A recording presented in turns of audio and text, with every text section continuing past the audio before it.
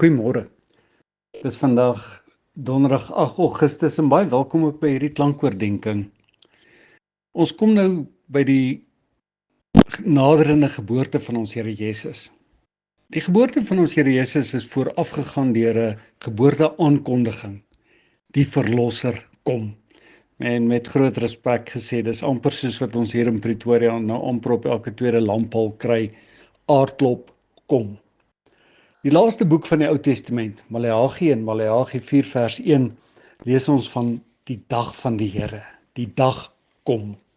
En ons lees ook daar van die aankondiger, Maleagi 4 vers 5. Ek gaan vir julle die profeet Elia stuur, voordat die dag van die Here kom. Nou hierdie verwysing na die profeet Elia is die gestuurde, en Nuwe Testamenties is dit 'n heenwysing dan spesifiek na Johannes die Doper. En dan vind ons weer eens, God se tyd is eenvoudig nie die mens se tyd nie. Vanaf die moederbelofte het reeds letterlik duisende jare verloop, en dan tussen die Ou en die Nuwe Testament het ons die vorige keer ook genoem, het daar 'n verdere 400 jaar verloop waarin ons Here niks van hom laat hoor het nie.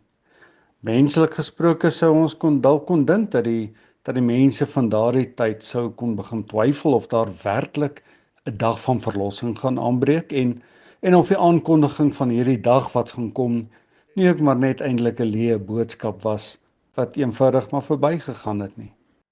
Maar dan vind ons Galasiërs 4 vers 4. Toe die volheid van die tyd aangebreek het, het God sy seun gestuur, gebore uit 'n vrou. Die volheid van God se tyd. Hy wat bepaal het, nou is dit die tyd dat die verlosser moet kom.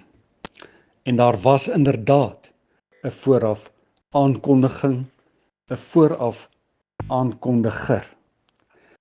Ons lees in Markus 1 vers 2 tot 4. In die boek van die profeet Jesaja staan daar geskrywe: Kyk, ek stuur my boodskapper voor jou uit. Hy sal die pad vir jou gereed maak. Iemand roep in die woestyn: Maak die pad vir die Here gereed. Maak die paaie vir hom reguit. Dan lees ons in vers 4: So het Johannes die Doper in die woestyn opgetree. Lukas gee 'n beskrywing van die aankondiging van die geboorte. Gaan lees gerus Lukas 1 en Lukas 2 ook weer. Ons lees daarso, ek gaan dit nie vir ons lees nie. Ons ken die geskiedenis van Sagaria wat in die tempeldiens gedoen het en hoe die engel Gabriël aan hom verskyn het en aan hom die onmoontlikheid van hierdie boodskap gestuur het: Elisabeth, jou vrou, gaan swanger word en jy moet die seentjie wat gebore gaan word Johannes die Doper noem. En dan daardie ongeloof in hom, die menslike daarvan, Gabriël wat sê, onthou wat is my naam, niks is vir God onmoontlik nie.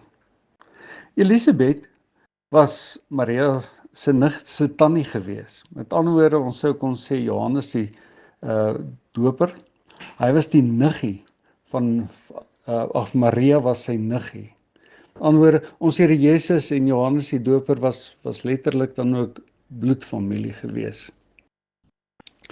In hierdie verskyning van die engel aan Sagaria gee hy daar in Lukas 1 vir hom 'n hele klomp inligting. Hy sê wie hierdie kindjie gaan wees. Hy sê wat hy eendag gaan doen. In Johannes 1 vers 14-15 lees ons: Hy gaan 'n Nasareër wees. Hy gaan nie wyn of bier drink nie, met ander woorde, letterlik dit gaan 'n afgesonderde lewe wees vir God. Hy gaan God se besondere instrument gestuurde wees. Ons lees daar dat hy reeds van sy geboorte af letterlik in die skoot van sy moeder met die Heilige Gees vervul gaan word. En ons weet dit het gebeur toe Maria, wat reeds swanger was met ons Here Jesus, na Elisabeth toe gegaan het, dat Johannes die Doper letterlik in haar opgespring het en van vreugde en met die Heilige Gees vervul is. Ons lees daar dat hy 'n woestynlewe gaan lei. En dan in Markus 1 lees ons in besonder, dat is Markus 1 vers 6, Johannes het klere van kameelhaar gedra, met 'n leerband om sy heupe, en hy het van sprinkane en veldheuning gelewe. Dit is dieselfde as wat Elia van destyds gedoen het. Ons lees dat hy die Christus aankondiger gaan wees, nog steeds hier in Markus 1 vers 7. Hy het gepreek en gesê, die een wat na my kom is my meerdere. Ek is nie eens werd om te buig om sy skoene los te maak nie. Ek het julle wel met water gedoop, maar hy sal julle met die Heilige Gees doop. En ons lees ook in Johannes 1 is daar 'n hele gedeelte van Johannes die Doper wat die aankondiger van ons Here Jesus is. Johannes 1 vers 6. Daar was 'n man wat deur God gestuur is, sy naam was Johannes. Hy het gekom om getuienis af te lê. Hy moes van die lig getuig sodat almal deur hom tot geloof kan kom. Hy was self nie die lig nie, maar hy moes oor die lig getuig. Dan 'n bietjie verder vers 15. Johannes getuig van hom en hy roep dit uit. Dis hy wat ek bedoel het toe ek gesê het, hy wat na my kom is my voor, want hy was voor my reeds daar. En ook dan in vers 29, ons lees daar, die volgende dag sien Johannes dan vir Jesus na hom toe kom. En toe sê hy, letterlik, hy roep dit uit, daar is die lam van God wat die sonde vir die wêreld wegneem. Dit is daar die direkte aankondig. Kyk daar julle, daar is die lam. Ons lees in Lukas 1 vers 15 ook, die profeet Gabriël wat daar vir Sagarias sê, hierdie Johannes die Doper, hy sal groot wees in die oë van die Here. Dan baie mooi daarin in Matteus 11 lees ons hoe ons Here Jesus self oor Johannes die Doper praat.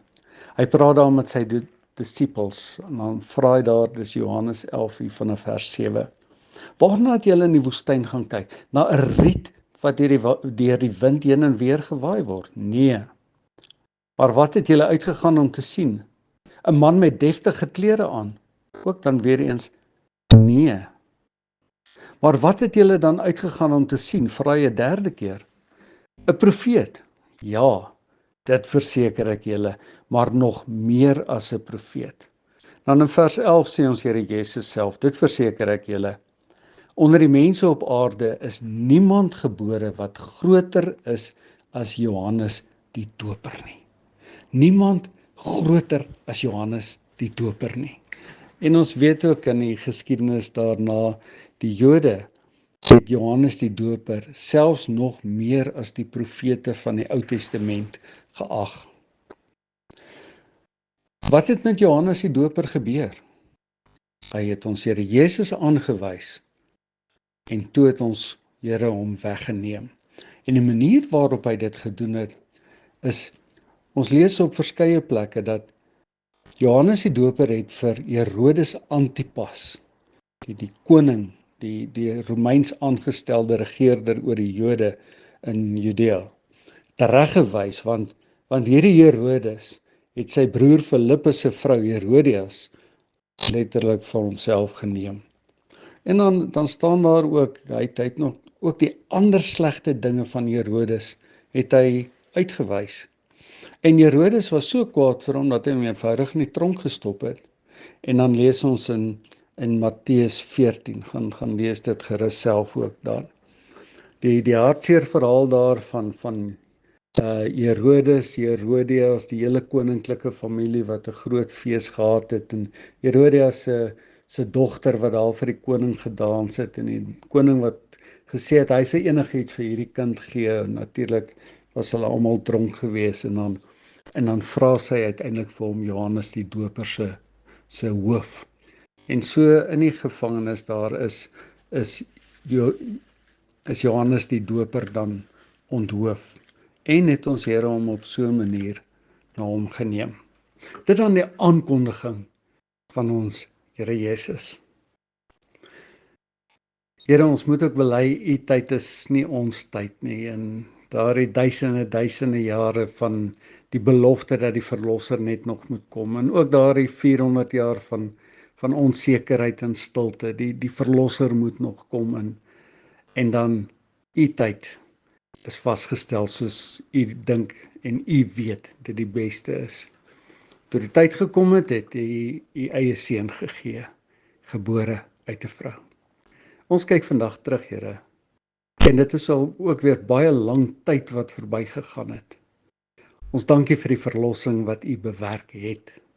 En ons leef ook in hierdie tyd van die verlosser wat weer moet kom, op u tyd, en ons weet, Here, dit gaan ook die regte tyd wees. Mag ons altyd in ons verlossing bly leef en u daarvoor dank. Mag ons ook uitsien na die verlossing, Here, die volheid van die tyd, wanneer u terugkom om alles nuut te maak. En mag ons daarna uitsien ook met groot verwagting. Dankie vir hierdie geloof wat u ons gegee het, in Jesus ons Here se naam. Amen. Seën vir jou.